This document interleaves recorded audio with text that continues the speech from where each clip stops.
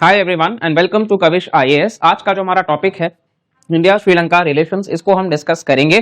तो तस्वीर जो हम देख रहे हैं ये प्रधानमंत्री नरेंद्र मोदी और ये श्रीलंकन प्रेसिडेंट जो नए प्रेसिडेंट चुनकर के आए हैं दिशा नाइके, एक इंटरनेशनल ट्रिप पर रहे हैं और ये भारत को इन्होंने सेलेक्ट करा है। ठीक है, और ये इनका पहला इंटरनेशनल ट्रिप है। तो ये दिखाता है कि किस तरीके से दोनों ही जो नेबर्स हैं, बिकॉज नेबरहुड फर्स्ट पॉलिसी के तहत इंडिया का भी इंपॉर्टेंस श्रीलंका को है और सागर के तहत भी security and growth for all in the region. तो इंडियन ओशन रीजन में ये दोनों ही पड़ोसी हैं और काफी इंपॉर्टेंट है। और पास्ट में हम देखें तो काफी अच्छे रिलेशंस रहे हैं, बीच में कुछ टर्मोइल्स भी हैं जिनको आज हम डिस्कस करेंगे पेपर 2 जीएस पेपर 2 के एंगल से यूपीएससी के। तो वीडियो काफी इंटरेस्टिंग और इन्फॉर्मेटिव होगा। चलिए वीडियो की शुरुआत करते हैं। तो यहाँ जो मैप आप देख रहे हैं, सबसे पहले यहाँ पर आप रेस्पेक्टिव कंट्रीज को देख लीजिए जिसमें ये साउथ एशियन कंट्रीज कुछ इन्वॉल्व हैं। यहाँ हम इंडिया और श्रीलंका के एंगल से यहाँ पे डिस्कस करेंगे। साथ ही यहाँ पर पाकिस्तान का भी हम जिक्र सार्क के एंगल से देखेंगे, अफगानिस्तान का भी हम यहाँ पर जिक्र देखेंगे। और यहाँ पर आप देख सकते हैं नेपाल, भूटान, बांग्लादेश, म्यांमार भी है और ऊपर चाइना, बिकॉज चाइना का भी एंगल इन्वॉल्व है। ये सारे ही भारत के जो नेबर्स हैं वो भी आप देख पा रहे हैं। ठीक है, तो ये मैप आई होप आपको क्लियर होगा। तो चलिए अब हम वीडियो में आगे प्रोसीड करते हैं। देखिए ये कुछ आर्टिकल्स हैं जहां पे श्रीलंका के जो प्रेसिडेंट हैं इन्होंने साफ तौर पर इंडिकेट करा है that won't allow Sri Lankan territory to be used against India. तो ये प्रेसिडेंट दिशा नाइके के शब्द हैं। ये इन्होंने साफ तौर पर भारत को ये संकेत दिए हैं कि ये किसी भी फॉरेन पावर को यूज नहीं करने देंगे श्रीलंकन टेरिटरी को भारत के खिलाफ, यानी कि यहां पर चाइना का जिक्र इन्होंने इनडायरेक्टली करा है। इसी के साथ साथ में नेक्स्ट जो आर्टिकल है ये बात कर रहा है कि भारत जो है वो सप्लाई करेगा एलएनजी, ये जो नेचुरल गैस है श्रीलंका के पावर प्लांट्स में, और ऐसा announce prime minister Narendra Modi ने करा है। पेट्रोलियम प्रोडक्ट पाइपलाइन भी बनने की बात हो रही है। ठीक है, तो ये इकोनॉमिक एंगल से हम देख रहे हैं। साथ ही साथ यहाँ पर उन्होंने थैंक यू भी कहा है, हेल्प्ड अस इमेंसली, जहां पे $5 बिलियन का इकोनॉमिक सपोर्ट जो है वो भारत ने प्रोवाइड करा है श्रीलंका को, क्योंकि इकोनॉमिक लॉसेस जो है वो काफी ज्यादा रहे हैं। तो चलिए अब हम वीडियो में प्रोसीड करते हैं। सबसे पहले ये रीसेंट इश्यूज को समझने से पहले कुछ हम इंपॉर्टेंट पॉइंट्स हैं जिसको डिस्कस करना चाहेंगे, तो इसको आप नोट्स में भी अपने जरूर ऐड करिएगा। नाउ यहां हम थोड़ा सा एक एंगल डिस्कस करते हैं। सी रिसेंट जो ट्रिप हुआ है, मतलब श्रीलंका और भारत के एंगल से अगर हम देखें तो इसके पहले एक हम टाइमलाइन ड्रॉ करते हैं। उस टाइमलाइन में सबसे पहले अगर हम देखें तो देखिए श्रीलंका और भारत जो है वो बुद्धिज्म के एंगल से बहुत पुराने समय से जुड़े हुए हैं। लगभग 2600 ईयर्स अगर हम बात करें तो बुद्धिज्म जो है वो ये दोनों ही सपोर्ट करते आए हैं। ठीक है, बुद्धिज्म के एंगल से, यानी कि कल्चरली आप देखेंगे तो ये है अशोका के समय से, सम्राट अशोक के समय से, और इनके बेटे जो हैं महिंद, ठीक है, इनका नाम आप लिख लीजिएगा महिंद। ये 3rd सेंचुरी बीसी से ही बेसिकली कहा जा रहा है कि श्रीलंका में जो है वो भी इंट्रोड्यूस करा गया बुद्धिज्म को। ठीक है, तो बुद्धिज्म के एंगल से दोनों ही देश हैं इन्वॉल्व। साथ ही अगर हम आगे बढ़ते हैं तो फिर हम देखते हैं कि 1947 और 48 ये वो साल होता है जब दोनों ही देश को अंग्रेजों से आजादी मिल जाती है। यानी कि 1947 की बात अगर हम कर लेते हैं तो यहाँ पर इंडिया है, और इसके अलावा 1948 में अगर हम देखें तो यहाँ पर श्रीलंका आपको देखने को मिल जाएगा। ठीक है, चलिए इसके अलावा अगर हम प्रोसीड करते हैं तो यहाँ पर जो रिलेशंस हैं, यहाँ पर थोड़ा सा 1980s के समय में जो डिफरेंसेस हैं वो बढ़ जाते हैं। ठीक है, और इन डिफरेंसेस में कहीं ना कहीं अगर हम देखेंगे तो एक प्रकार का सिविल वॉर जो है वो हमें देखने को मिलता है। LTTE जो है वो भी इन्वॉल्व हो जाते हैं, और आगे चल करके फिर 1987 में, यहाँ इस टाइमलाइन को हम आगे कंटिन्यू करते हैं कि 1987 के समय में एक पीस अकॉर्ड साइन होता है। ठीक है, पीस अकॉर्ड साइन होता है, और यहाँ पे बेसिकली आप देखोगे तो पीस कीपिंग फोर्सेस जो हैं, भारत के पीस कीपिंग फोर्सेस, उनको श्रीलंका में डिप्लॉय करा जाता है कि ये जो माइनॉरिटीज, स्पेशली जो तमिलियन इशू है उसको लेकर के कहीं ना कहीं पीस कीपिंग फोर्सेस होते हैं, आगे चल करके वो भी विड्रॉ कर जाते हैं। फिर हम देखते हैं राजीव गांधी जी का असैसिनेशन 1991, सिक्योरिटी फोर्सेस उसके बाद में जो है वो और स्ट्रेंथन करे जाते हैं। और फिर 2000 के बाद से अगर हम देखेंगे तो धीरे धीरे, स्पेशली 2009 के बाद से जो है वो आज रिलेशंस जो है वो प्रॉस्पर कर रहे हैं। और आज अगर हम देखें तो साल 2022 में सबसे बड़ा जो ट्रेडिंग पार्टनर है इंडिया ही है श्रीलंका का। ठीक है, अप्रोक्सीमेटली हम कह सकते हैं $5.5 बिलियन का ट्रेड है, ये 2022 का डेटा है। तो ये लार्जेस्ट ट्रेडिंग पार्टनर तक का सफर हमने डिस्कस करा किस तरीके से बुद्धिज्म से लेकर के अभी का जो भी है। अब यहाँ कुछ प्रॉब्लम्स भी हैं, उसको हम डिस्कस करेंगे, लेकिन सबसे पहला जो इंपॉर्टेंट है ये सारा आप लोगों ने लिख लिया है तो अच्छी बात है। अब यहाँ पे जैसा कि हमने डिस्कस करा है कि सबसे इंपॉर्टेंट पॉइंट ये है कि प्राइम मिनिस्टर ने कई सारे कॉन्ट्रीब्यूशंस दिए हैं भारत के एंगल से, जैसे कि हाउसिंग प्रोजेक्ट की बात करी गई है कि 50,000 से ज्यादा जो है वो हाउसिंग प्रोजेक्ट्स चलाए जाएंगे। इसी के साथ साथ में जो इलेक्ट्रिसिटी है उसको ग्रिड कनेक्शन के तहत प्रोवाइड करा जाएगा श्रीलंका में। तो ये भी कुछ इंपॉर्टेंट पॉइंट्स हैं, ठीक है, ये रिसेंट में है। तो ये रिसेंट में अगर हम देखें तो पहला हम हाउसिंग प्रोजेक्ट्स की बात कर सकते हैं, ठीक है, दूसरा हम ग्रिड कनेक्शंस की बात कर सकते हैं, इलेक्ट्रिसिटी। तो सोशल हो या इकोनॉमिक हो, हर तरीके से जो है वो चीजें इन्वॉल्व हैं। सिक्योरिटी के एंगल से हमने देखा कि श्रीलंकन प्रेसिडेंट ने कहा कि वो अपने जमीन को किसी थर्ड के लिए यूज करने नहीं देंगे भारत के खिलाफ। इसी के साथ साथ में यहाँ पर अगर हम अलग अलग एंगल से देखें तो मतलब कहीं ना कहीं 1500 सिविल सर्वेंट्स जो हैं उनको ट्रेन करा जाएगा, श्रीलंकन सिविल सर्वेंट्स को। और ग्रांट्स भी देने की बात करी गई है कि किस तरीके से मतलब ग्रांट्स और कंसेशनल लोन्स दिए जाएंगे ताकि एजुकेशन, हेल्थ, हॉस्पिटैलिटी के सेक्टर पे फोकस करा जा सके। तो ये पूरा का पूरा रहा है। अब जैसा कि हमें पता है कि साल 2022 में श्रीलंका जो है वो वर्स्ट इकोनॉमिक क्राइसिस से जूझ रहा है और अभी भी वो कहीं ना कहीं कंटिन्यू है, ठीक है। और कोविड के बाद से देखिए श्रीलंका की बात अगर हम कर लेते हैं, श्रीलंका, आई होप आपने ये सब लिख लिया है, ठीक है। चलिए श्रीलंका को एक बार वापस से आप मैप में देखिए। श्रीलंका जो है वो जैसा कि आपको पता है इंडियन ओशन के रीजन में लाई कर रहा है, यहाँ बे ऑफ बंगाल और यहाँ अरेबियन सी, नीचे इंडियन ओशन का रीजन है। तो श्रीलंका में काफी फेमस जो है वो है कल्चर वहां का, जिसकी वजह से टूरिज्म आपको देखने को मिल जाएगा, एग्रीकल्चर आपको देखने को मिल जाएगा, फिशरीज इंडस्ट्री जो है वो देखने को मिल जाएगा। अब कोविड जब आ जाता है तो ये चीजें इंपैक्ट हो जाती हैं, टूरिज्म का आना जो है मतलब टूरिस्ट्स का आना जो है वो कम हो जाता है, टूरिज्म सेक्टर इंपैक्ट होता है। सेम हम देखेंगे तो फिशिंग और मतलब एग्रीकल्चर का भी इंपैक्ट बुरा होता है और इसकी वजह से श्रीलंका का जो इकोनॉमिक कंडीशन है वो मतलब धीरे धीरे वर्स्ट होता जाता है। और फिर वो लगातार बेल आउट पैकेजेस जो IMF से भी लेते रहे हैं, जहां पे भारत का भी सपोर्ट रहा, लेटर ऑफ सपोर्ट के फॉर्म में, और चाइना का पिक्चर भी इन्वॉल्व होता है क्योंकि चाइना जो है वो लगातार मतलब अपने इन्होंने जो अपना डेट डिप्लोमेसी जो इन्होंने चालू रखा है उसके तहत ये लगातार चाइना जो है वो श्रीलंका को एक डेट ट्रैप में फंसाए, जहां उन्होंने हम्बनटोटा पोर्ट को 99 ईयर्स के लीज पर भी ले लिया, जो आगे हम डिस्कस करेंगे। तो ये पूरा का पूरा हमने श्रीलंका को भी देख लिया है। अब यहाँ आप पढ़ सकते हो कि वर्स्ट इकोनॉमिक क्राइसिस है, जहां पे खाने के लिए, फ्यूल के लिए, मेडिसिन के लिए भी लोगों को शॉर्टेजेस पड़ रहे हैं, महंगाई जो है, इन्फ्लेशन वो 50% से भी ऊपर जा चुका है। तो किस तरीके से आप देख रहे हैं ये गैलपिंग इन्फ्लेशन। फिर फॉरेक्स रिजर्व्स भी लगातार कम हो रहे हैं और ये रफली 1.5 बिलियन डॉलर्स पर आ चुके हैं, क्योंकि इन्फ्लेशन है तो लोगों का जो स्पेंडिंग लिमिट है वो बढ़ता जा रहा है, लोगों की सेविंग्स कम हो रहे हैं, लोग पॉवर्टी ट्रैप में जा रहे हैं और इसके वजह से कुल मिलाकर के सरकार को भी लगातार आप देखोगे तो सोशल वेलफेयर स्कीम्स चलाने पड़ रहे हैं लोगों को सपोर्ट करने के लिए, और इन सब के चक्कर में कहीं ना कहीं फॉरेक्स रिजर्व्स जो है वो कम हो रहा है। देखिए इन्फ्लेशन जो है वो हमेशा से इंपैक्ट करता है, एक विशियस साइकिल सा बन जाता है, ठीक है। तो इन्फ्लेशन जब भी बढ़ेगा, अगर इन्फ्लेशन बढ़ रहा है तो इन्फ्लेशन बढ़ने की वजह से हम देखेंगे कि सेविंग्स जो है वो कम होगा, और सेविंग्स कम होगा तो इस वजह से लोग पॉवर्टी के ट्रैप में जाने के बहुत प्रोबेबिलिटी बढ़ जाती है, और जिसकी वजह से गवर्नमेंट को जो सोशल वेलफेयर प्रोग्राम्स हैं वो चलाने पड़ेंगे, और इस चक्कर में कहीं ना कहीं सरकार का फिस्कल डेफिसिट भी बढ़ेगा, ठीक है, फिस्कल डेफिसिट भी बढ़ेगा। और इसके साथ साथ में अगर हम देखेंगे तो कहीं ना कहीं मतलब उनका फॉरेक्स रिजर्व्स जो है वो भी कम होगा। सबसे इंपॉर्टेंट पॉइंट तो ये है कि उनका जो फॉरेक्स रिजर्व्स है वो भी डिक्लाइन होता जाएगा, क्योंकि उनके पास जो फंड में पैसे पड़े हुए हैं वो लगातार कम होते जाएंगे, ठीक है। तो ये पूरा का पूरा इंपैक्ट है इकोनॉमिक एंगल से। तो इन्फ्लेशन भी लगातार बढ़ रहा है, फॉरेक्स रिजर्व्स जो है वो कम हो रहा है, और defaulted on it's external debt payments totalling $50 billion. तो खुद के ही एक्सटर्नल डेट पेमेंट्स पे मतलब वो डिफॉल्ट भी कर गए, लोन इतना हो गया है कि वो उनको रीपे नहीं कर पा रहे हैं, ये हालात हो चुके हैं श्रीलंका के। अब आगे अगर हम बात करते हैं तो 2023 में IMF ने सिक्योर करा था बेसिकली $3 बिलियन का बेल आउट श्रीलंका को इस क्राइसिस से, जहां पे भारत ने यहाँ पे एक बहुत अच्छा कंट्रीब्यूशन दिया था कि इंडिया ने सपोर्ट किया था यहाँ पे लेटर ऑफ सपोर्ट देते हुए, ठीक है, लेटर ऑफ सपोर्ट देते हुए। तो ये भी एक इंपॉर्टेंट पॉइंट है, इंडिया के एंगल से आप लिख सकते हो, ठीक है।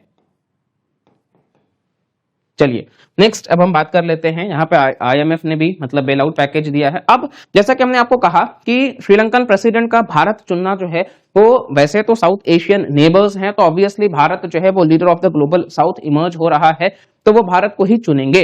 लेकिन कहीं ना कहीं ये रिवर्स हुआ है ट्रेंड, जैसा कि आप इन तस्वीरों में देख सकते हो कि सबसे पहले नेपाल की तरफ अगर हम बात कर लेते हैं तो ओली जो है वो किस तरीके से चाइना के पास में पहुंचते हैं और वो शी जिनपिंग से मिलते हैं। इसी के साथ साथ में यहाँ पे बांग्लादेश में जो इंटरिम गवर्नमेंट चल रही है, बांग्लादेश में आप सबको पता है हालात कैसे हैं, और यहाँ पर मोहम्मद यूनुस जो इस वक्त के केयर टेकर प्राइम मिनिस्टर हैं, ये अमेरिका दौरे पर रहते हैं और ये वहां मिलते हैं जो बाइडेन से, जो इस वक्त के प्रेसिडेंट हैं। आगे अब डोनाल्ड ट्रंप जनवरी से संभाल रहे हैं। और नेक्स्ट हम बात कर लेते हैं तो यहाँ मालदीव्स, जो बेसिकली इन्होंने भी इंडिया आउट का कैंपेन के साथ वो आए थे, मुइजू, जो आज इनको समझ आ चुका है वैल्यू, इस वजह से मालदीव्स इंडिया के रिलेशंस इंप्रूव हुए हैं। अब ये तुर्की के दौरे पर रहे हैं, तो ये पड़ोसी भारत के हैं, लेकिन इन्होंने अपने नेबर भारत को नहीं चुनते हुए ये अपना जो foreign trip, first foreign trip है, वो कहीं और सेलेक्ट किया है। तो इस वजह से श्रीलंका का भारत दौरा जो है वो काफी इंपॉर्टेंट है, ये याद रखिएगा, ठीक है। नेक्स्ट हम बात करते हैं तो यहाँ पर चाइना का जो प्रेजेंस है, अब इसके बारे में थोड़ा सा हम डिस्कस कर लेते हैं। तो श्रीलंका जो है उन्होंने बेसिकली लीज पर दे दिया हम्बनटोटा पोर्ट को चाइना को ही 99 इयर्स के लिए, क्योंकि वो अपने जो लोन्स है उनको वो रीपे नहीं कर पाए। देखिए चाइना जो है वो बड़ी बड़ी बातें करता है, चाइना के पास में ह्यूज पॉकेट रिजर्व्स हैं, तो वो क्या करते हैं कि अलग अलग कंट्रीज में इतना ज्यादा डेट दे देते हैं कि फिर वो डेट ट्रैप में ही फंस के रह जाते हैं, और फिर वहां चाइना जो है वो अपना एक स्ट्रैटेजिक कंट्रोल बना लेता है। श्रीलंका काफी इंपॉर्टेंट है स्ट्रैटेजिकली, क्योंकि हमने देखा अभी मैप में भी हमने देखा कि इंडियन ओशन के पास में है। इंडियन ओशन से थोड़ा सा हम नीचे चलेंगे तो वहां हम देखते हैं कि किस तरीके से अलग अलग जो इंपॉर्टेंट स्ट्रेट्स हैं, ईस्ट वेस्ट कॉरिडोर को कनेक्ट करने का, ठीक है, ये हम मैप में डिस्कस करेंगे, लेकिन ईस्ट वेस्ट कॉरिडोर को जो है वो कनेक्ट करने का श्रीलंका जो है वो एक बहुत अच्छा, आप कह सकते हो कि वहां का कंट्री है। अब ईस्ट वेस्ट कॉरिडोर में अगर हम बात कर लेते हैं तो वेस्ट में हम देखते हैं कि स्ट्रेट ऑफ मलक्का जो है ये यहाँ पर लाई करता है, ठीक है।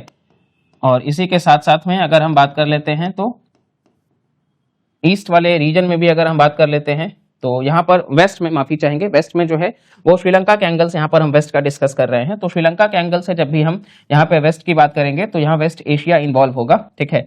यहाँ ईस्ट वेस्ट ही हम एज इट इज रखते हैं। तो श्रीलंका के एंगल से जब हम वेस्ट की बात कर रहे हैं, दो इंपॉर्टेंट स्ट्रेट्स इन्वॉल्व है, मिडिल ईस्ट के साथ में इनका कनेक्शन है, मिडिल ईस्ट जहां से बहुत ज्यादा जो ऑयल रिजर्व्स हैं वो आते हैं, ठीक है।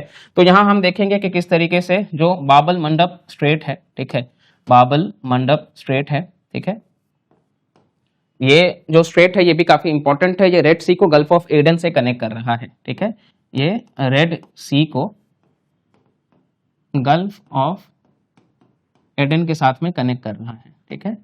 और यहां हम देखेंगे Strait of Hormuz, Strait of Hormuz, ये पर्शियन गल्फ को, ये पर्शियन गल्फ को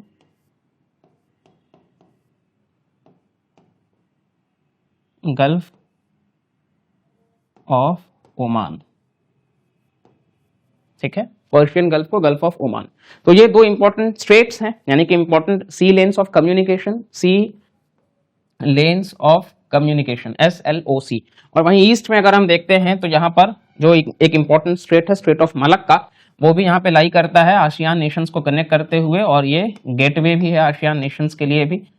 तो ये कहीं ना कहीं मतलब अगर हम देखें तो इंपॉर्टेंट है, मतलब ऑयल के कंटेक्स्ट में, कार्गो के कंटेक्स्ट में, तो इस वजह से ट्रेड के लिए काफी इंपॉर्टेंट है श्रीलंका। तो इस वजह से श्रीलंका में चाइना जो है अपना इन्वेस्टमेंट बनाया है हम्बनटोटा पोर्ट से, ठीक है, इसको हम मैप में भी डिस्कस करेंगे। हम्बनटोटा पोर्ट 99 ईयर्स की लीज पर। वहीं चाइना का जो शेयर है श्रीलंका के डेट में वो अप्रोक्सीमेटली 10% का है। आप समझ सकते हैं कितना ज्यादा कंट्रीब्यूशन है। मतलब अगर श्रीलंका कहीं से भी लेट से कि 100 रुपीज का वो बोरो कर रहे हैं, कहीं से उधार ले रहे हैं, उसमें से अकेले सिर्फ 10 मतलब रुपीज जो है वो चाइना का कंट्रीब्यूशन है। इस लेवल का चाइना का जो डेट कंट्रीब्यूशन है वो आप देख सकते हो, ठीक है। और इंटरेस्ट रेट्स भी काफी इनका हाई होता है, जिसकी वजह से सामने वाली कंट्री जो है वो वापस से रीपे नहीं कर पाते हैं, बिकॉज ये एक एक्सपेक्टेशन दिखाते हैं कि चलो वहां डेवलपमेंट होगा, जॉब आएंगे, आपके लोगों को ही बेनिफिट होगा। जिस तरीके से पाकिस्तान में आप देख रहे हो चाइना पाकिस्तान इकोनॉमिक कॉरिडोर किस तरीके से फेल्ड प्रोजेक्ट हो रहा है।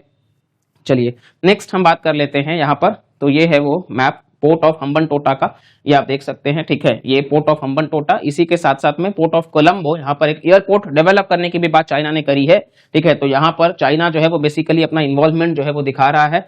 वहीं हम देखेंगे कांकेन जोथुराई जो है, ये भी आप देख लीजिए पोर्ट, त्रिंकोनमाले जो पोर्ट है ये भी सारे आप देख लीजिए। हम्बनटोटा साउथ पे है और ये काफी इंपॉर्टेंट है, ठीक है, क्योंकि ये एक नेवल प्रेजेंस बना देगा चाइना का और ये इंडिया के लिए एक थ्रेट हो सकता है।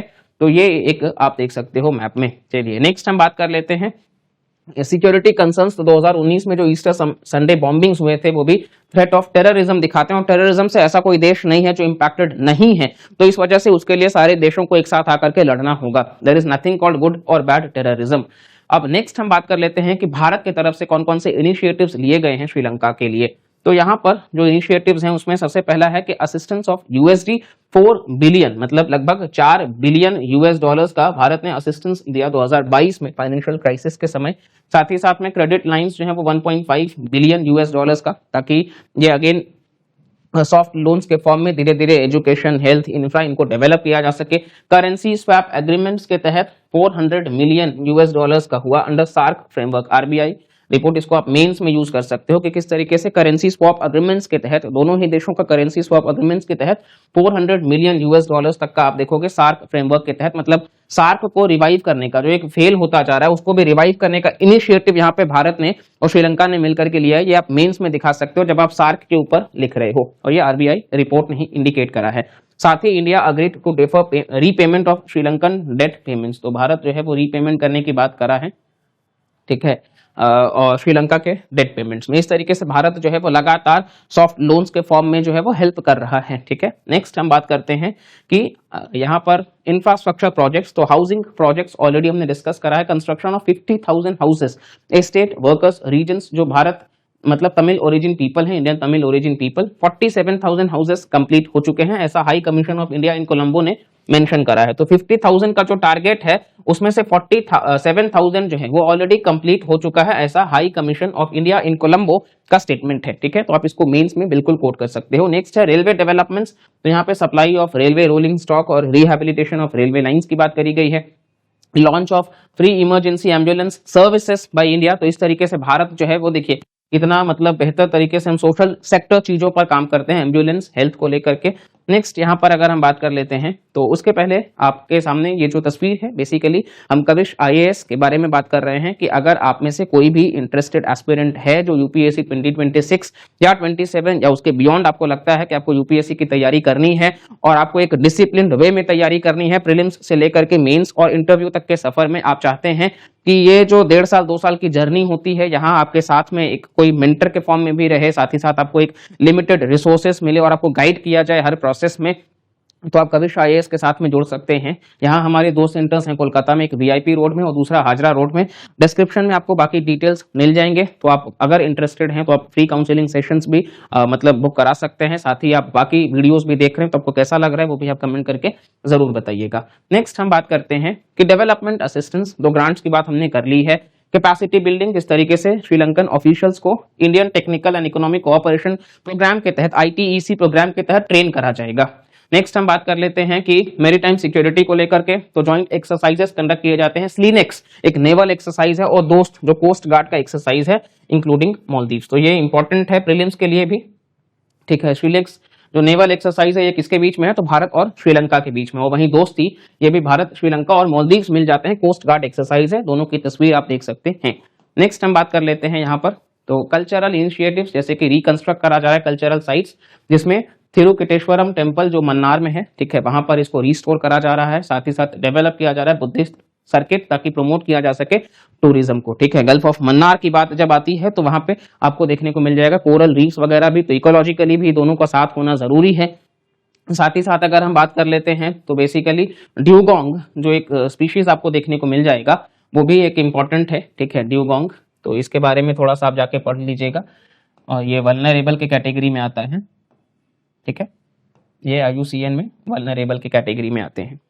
नेक्स्ट हम बात कर लेते हैं यहाँ पर कि एनर्जी कोऑपरेशन, तो यहाँ पे कोलैबोरेशन करने की बात करी गई है रिन्यूएबल एनर्जी प्रोजेक्ट्स में, सोलर और विंड, जहाँ पे बेसिकली इंडिया का जो स्ट्रैटेजिक इंटरेस्ट है ये भी इन्वॉल्व है, ठीक है, क्योंकि रिन्यूएबल एनर्जी प्रोजेक्ट्स को लेकर के काम करने की बात हो रही है। अडानी का प्रोजेक्ट भी इसी से इन्वॉल्व है। साथ ही joint development of strategic oil storage facility, जिसमें त्रिंकोमाले ऑयल टैंक फार्म जो है, तो यहाँ पर त्रिंकोमाले हमने पोर्ट देखा था मैप में, अगर आपको याद होगा तो यहाँ पे बात किया जा रहा है कि स्ट्रैटेजिक ऑयल स्टोरेज फैसिलिटी जो है वो डेवलप किया जाएगा भारत और श्रीलंका मिलकर के त्रिंकोमाले ऑयल टैंक फार्म में, और यहाँ रिन्यूएबल एनर्जी प्रोजेक्ट्स में, जहां भारत ऑलरेडी लीड कर रहा है इंटरनेशनल सोलर अलायंस में। चलिए नेक्स्ट यहाँ पर हम बात कर लेते हैं, तो ये 2 मैप जो है यहाँ पर आप देखिएगा, भारत और श्रीलंका जो है ये दोनों ही इन्वॉल्व हैं सार्क और बिम्स्टेक में। ये दोनों अलग अलग मैप जो हैं, यहाँ हम सार्क और बिम्स्टेक के बारे में बात कर रहे हैं, ठीक है। सार्क में आप जो जो नेशन थे एक बार आप उनको देख सकते हैं। अफगानिस्तान यहाँ आपको देखने को मिल रहा है, यहाँ पाकिस्तान देखने को मिल रहा है। इन दोनों के साथ भारत जो है वो लैंड बॉर्डर शेयर कर रहे हैं। भारत यहाँ खुद इन्वॉल्व है, साथ ही साथ नेपाल आपको देखने को मिल रहा है, भूटान आपको देखने को मिल रहा है, बांग्लादेश, ठीक है, और मालदीव्स और साथ ही साथ श्रीलंका। इसको फाउंड कब करा गया था? तो 1985 में, और इसका हेडक्वार्टर्स है नेपाल काठमांडू में, ठीक है। ये हुआ था ढाका से, ठीक है। ये भी आपको देखने को मिल रहा है सार्क का, जो धीरे धीरे कहीं ना कहीं फेलियर होता जा रहा है, लेकिन हमने देखा करेंसी स्वैप एग्रीमेंट का पॉइंट 400 मिलियन का आरबीआई रिपोर्ट, ठीक है। उसी तरीके से यहाँ पे यूनिवर्सिटी की भी बात होती है। कोविड में भी भारत ने इसमें जो है वो मतलब फंड दिए थे। साथ ही साथ बिम्स्टेक की बात कर लेते हैं। बिम्स्टेक में आप देखोगे तो यहाँ पे भारत है, नेपाल है, भूटान है, बांग्लादेश है, म्यांमार है, थाईलैंड है और यहाँ पे श्रीलंका है। तो दो जो नए यहाँ पे कंट्रीज हैं वो है म्यांमार और थाईलैंड, क्योंकि यहाँ पे अफगानिस्तान और पाकिस्तान जो है, स्पेशली पाकिस्तान को ही यहाँ पे हटाने के लिए बिम्स्टेक जो है उसको इनिशिएट किया गया, जियाउर हक जो है बेसिकली उनके द्वारा। और यहाँ पर बेसिकली भारत और श्रीलंका के एंगल से हम यहाँ पे डिस्कस कर रहे हैं कि इंडिया और श्रीलंका जो है वो सार्क में भी इन्वॉल्व हैं, ठीक है। यहाँ सार्क में भी वो हैं और बिम्स्टेक में भी वो हैं, तो इन दोनों में ही वो हैं, सार्क और बिम्स्टेक में। BIMSTEC basically bay of Bengal initiative for multi sectoral technical and economic cooperation. तो यहाँ पे अलग अलग तरीके से कोऑपरेशन करने की बात हो रही है, ठीक है। इसी के अलावा अगर हम देखेंगे तो ये कोलंबो सिक्योरिटी जो कॉन्क्लेव है वहां पर भी एक साथ काम कर रहे हैं, तो वो भी आप लिख सकते हैं कि कोलंबो सिक्योरिटी कॉन्क्लेव। और भी कुछ इंपॉर्टेंट पॉइंट्स हैं जो आप लिख सकते हो यहाँ पर, जैसे कि सबसे पहले तो यहाँ पे आप लिख सकते हो कोलंबो सिक्योरिटी कॉन्क्लेव, ठीक है। यहाँ इंडिया और श्रीलंका एक साथ हैं, इवन मालदीव्स भी यहाँ पर आता है। इसके अलावा अगर हम देखते हैं तो भारत का जो नेबरहुड फर्स्ट पॉलिसी है वो भी मतलब कहीं ना कहीं एक प्रायोरिटाइज करता है नेबरहुड फर्स्ट पॉलिसी और Sagar security and growth for all in the region, क्योंकि ये जो इंडियन ओशन रिम एसोसिएशन है IORA, तो इसको लेकर के लिटोरल कंट्रीज। अब यहाँ पे एक थोड़ा सा जो एंगल है कि देखिए चैलेंजेस कहां पर हैं भारत और श्रीलंका की, ये तो हमने देखे अभी तक के पॉइंट्स। चैलेंजेस पहला जो आता है कि श्रीलंका में जो माइनॉरिटीज हैं, स्पेशली जो तमिल्स हैं, उनको लेकर के श्रीलंकन कॉन्स्टिट्यूशन में 13th अमेंडमेंट जो हुआ है वो बात करता है कि चलो उनको इंटरेस्ट की बात, लेकिन यहाँ पर कच्चाथीवू आइलैंड जो है, कच्चाथीवू आइलैंड ये 1974 में भारत जो है वो सीड कर देता है ये श्रीलंका को, ठीक है। और तमिलनाडु जो है वो अभी भी क्लेम करते हैं कि कच्चाथीवू जो है वो बिलोंग करता है तमिलनाडु यानी भारत को। तो ये मतलब थोड़ा सा एक मतलब अभी भी आप कह सकते हो कि दोनों के बीच में एक कॉन्फ्लिक्ट है। साथ ही साथ में सबसे ज्यादा जो इंपॉर्टेंट है वो है फिशरमैन का, ठीक है। फिशरमैन का जो है वो भी एक इंपॉर्टेंट है, जिसको लेकर के कहीं ना कहीं मतलब ये है कि दोनों को मिल करके ही इस चीज को प्रमोट करना होगा। चलिए नेक्स्ट हम बात कर लेते हैं हमारे सामने जो है, अब यहाँ ओवरऑल हमने डिस्कस कर लिया है। यहाँ सिर्फ हम वे फॉरवर्ड के बारे में आपको कुछ पॉइंट्स लिखाएंगे जिसको आपको मेंशन कर लेना है। सबसे पहले कुछ इश्यूज में जो फिशरमैन का प्रॉब्लम है इसको आपको ध्यान रखना है, ठीक है। इसके लिए कलेक्टिव ही एफर्ट हो सकता है, क्योंकि कई बार मतलब एक दूसरे के फिशरमैन जो है वो कई बार इंडिया के श्रीलंका की इंडिया में हो जाते हैं, तो एक तो ये इशू इन्वॉल्व हो जाता है अगर हम इश्यूज की बात कर लें, ठीक है। दूसरा यहाँ पे माइनॉरिटीज के बारे में बात कर सकते हैं हम, किस तरीके से तमिलियन जो है उनके बारे में स्पेशली, तो यहाँ पे 13th अमेंडमेंट जो है वो भी यहाँ पे हम बात कर सकते हैं, ठीक है। और इसी के साथ साथ में अगर हम देखेंगे तो ओवरऑल यहाँ पे भारत और देखिए श्रीलंका जो है वो नेबर्स हैं, अच्छी बात है, लेकिन चाइना जो है वो भी इन्वॉल्व है, बिकॉज श्रीलंका के प्रेसिडेंट जो है वो सेकंड ट्रिप जो है वो चाइना का ही रखने वाले हैं। तो कहीं ना कहीं हम कंप्लीटली ये नहीं मान सकते हैं कि अब उनके जो स्टेटमेंट हैं श्रीलंकन प्रेसिडेंट के वो मतलब रिजिड हैं, ठीक है। यहाँ भारत को भी एफर्ट देना होगा और उस एफर्ट में कहीं ना कहीं हमें यह ट्रस्ट बिल्डअप करना होगा कि जो भी कॉन्फ्लिक्टिंग एरियाज हैं उनको यहाँ पे रिजॉल्व करना होगा और साथ ही साथ में सस्टेनेबली आगे बढ़ना होगा। भारत और बांग्लादेश श्रीलंका जो है वो अलग अलग लेवल्स पे काम कर रहे हैं, जैसे कि आप देखोगे तो WHO जो है वहां पे हम साथ हैं, UN की हम बात कर लेते हैं, WTO की हम बात कर लेते हैं, तो ये सभी लेवल्स पे भारत और श्रीलंका एक साथ काम कर रहे हैं। लेकिन बाकी चीजों पर भी कहीं ना कहीं हमें वक्त आ चुका है कि हम सेपा जो है उसको साइन करें, कॉम्प्रिहेंसिव इकोनॉमिक पार्टनरशिप एग्रीमेंट, ठीक है। ये आप इंपॉर्टेंट है कि फ्री ट्रेड एग्रीमेंट तो है, चलिए ठीक है, फ्री ट्रेड एग्रीमेंट काम कर रहा है, लेकिन कॉम्प्रिहेंसिव इकोनॉमिक पार्टनरशिप एग्रीमेंट, ठीक है। तो ये FTA से ज्यादा है, ठीक है। FTA फ्री ट्रेड एग्रीमेंट 2000 में आ चुका था, लेकिन सेपा का भी वक्त आ चुका है। तो इन चीजों को लेकर के हम यहाँ पे कंक्लूड कर सकते हैं कि ये जो भी पॉइंट्स हमने डिस्कस किए हैं, आई होप आपने इसको लिख लिया होगा। साथ ही इंडिया और श्रीलंका के जो भी रिलेशंस हैं उसको हमने इंटरेस्टिंग और इंफॉर्मेटिव वे में कवर किया है। स्टिल आपको कोई डाउट है तो आप कमेंट सेक्शन में पूछ सकते हैं। वीडियो इंफॉर्मेटिव लगा हो तो प्लीज लाइक करिएगा, सेशन को पूरा देखा करिए। चैनल पर और भी इंटरेस्टिंग वीडियोस हैं तो उसके लिए आप सब्सक्राइब कर लीजिए, और मिलते हैं अगले वीडियो में। तब तक के लिए bye bye, take care and जय हिंद।